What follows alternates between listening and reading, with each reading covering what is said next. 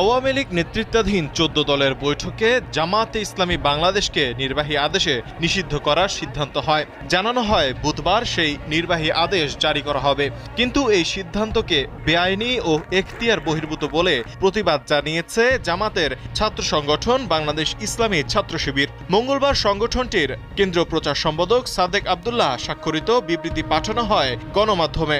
বিবৃতিতে শিবিরের কেন্দ্রীয় সভাপতি মঞ্জুরুল ইসলাম ও সেক্রেটারি জেনারেল জাহিদুল ইসলাম বলেন, প্রতিষ্ঠা লগ্ন থেকেই দেশের প্রচলিত সংবিধান মেনে শান্তিপূর্ণ উপায়ে কার্যক্রম চালিয়ে আসছে তাদের সংগঠন, যা ভবিষ্যতেও করে যাবে। স্যান্ডেলিনা সো, রূপচর্চায় আভিজাত্য।